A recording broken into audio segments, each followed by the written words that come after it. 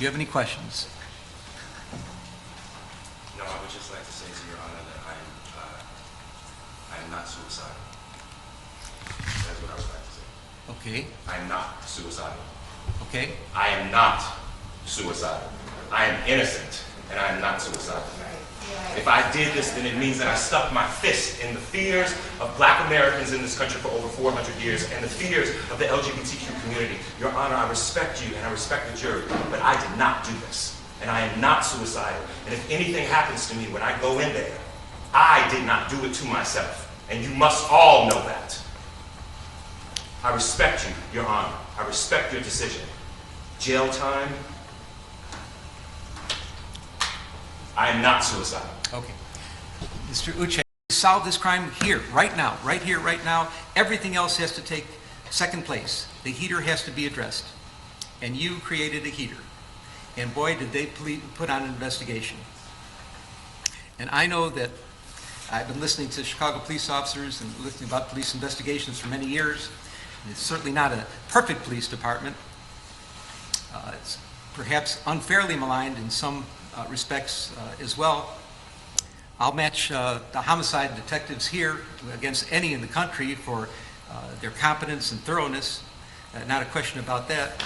But what they did in this case is extraordinary. I have never seen, even in some murder cases, the amount of police work that went into this investigation. You did exactly what you didn't want to happen. They put so many police resources into this. When I say what you didn't want to happen is you never wanted this case solved. You thought that somehow you'd be able to skate by and nobody would ever know what really happened here, and you're going to walk away from this, and it didn't go down like that at all, of course. So they solved the case. And what happened? Turns out that you're not a victim of a hate crime. You're not a victim of a racial hate crime. You're not a victim of a homophobic hate crime. You're just a charlatan pretending to be a victim of a hate crime. And that's shameful, especially from the family you got brought up with your family values. It's so sad. The damage you've done to yourself is way beyond anything else that can happen to you from me or any other judge that would be sentencing you in this criminal case. You are now a permanently convicted felon.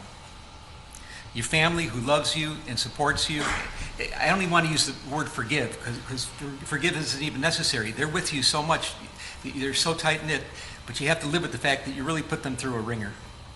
You've embarrassed your valuable friends in high places, the elected public officials, people in the media. You've embarrassed them. You have to live with that. I don't know if those relationships can be repaired. You've become toxic in your own workplace. Your career future is uncertain at very best. It was really on a rocket ship to success, and now you've turned yourself into riches to rags, and it's so unfortunate. Your very name has become an adverb for lying, and I cannot imagine what could be worse than that. People talk about situations where somebody's lying and trying to manipulate and maneuver a story, and your name comes up as, oh, pulling a Jussie, something like that. That's awful. You're the butt of jokes. Comedians, mainstream talk show hosts, they make jokes about you. They do sketches about you. I can't imagine anything worse than that. Now, this is all self-inflicted. These are things you did to yourself. This is self-damage. Well, some people may think that what you did is funny, and that there's some room for humor or jokes about it. But I assure you, this court does not. I don't think there is anything funny at all about hoaxing and faking racial hate crimes, hoaxing or faking homophobic hate crimes. I think that is disgraceful. There is nothing funny about it. There's no humor in what you did whatsoever, all because you're selfish, arrogant, narcissistic. At least you have that side in you that came out through this case, and you kept doubling down and doubling down and doubling down. It's not funny. It's not funny at all. And I'm your sentencing judge, and I don't find it funny. So where are we at? We're at the end. You are convicted of a Class 4 felony. It's presumptively probationable, but we have some real serious aggravating factors here. Your premeditation, which I've described.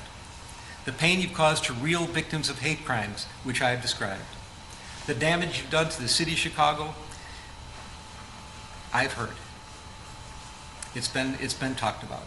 I'm mindful of the city's request for restitution, and if I'm going to fashion that, consider that request, I have to fashion the sentence accordingly. And above all, the capper of all cappers, your performance on the witness stand. This could only be described as pure perjury. You got on the witness stand, you didn't have to, you did, you certainly have a right to, but you committed hour upon hour upon hour of pure perjury. And I find all those to be ample factors. If this court were to decide that the things you did, that any kind of probationary sentence would deprecate the seriousness of the offense and you need to go to the penitentiary, the record is clear and it would support it. But I'm looking at everything in its totality. And I agree. It's told to me today, you can't judge everybody by one bad thing they've done in their life. I don't know if it's the only bad thing, but it's the only bad thing that I'm concerned about now. And that you do have quite a record of real community service and quite a record of attaching with people. There is a lot of mitigation in this case as well. And I'm mindful of the pleas of mercy, particularly from people that are in the arena of dealing with social justice issues, that are fighting, seriously fighting, not playing around, not doing games like you were doing, but seriously fighting for matters involving hate crimes of all sorts. And they're asking you for mercy as well.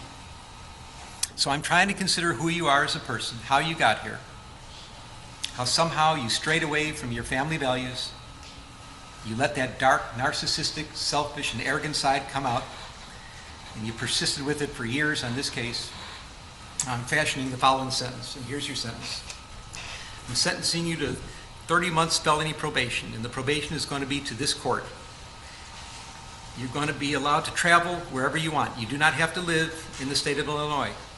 You can report by phone. I know that if you're going to try to make a living and do some of the things you do, you may have to go to other places, New York and Los Angeles. You can do those things. You will pay restitution to the city of Chicago in the amount of $120,106. You are fined. I am not suicidal. Stop laughing about black. I am not suicidal, and I am innocent. I could have said that I was guilty a long time ago. Don't do it.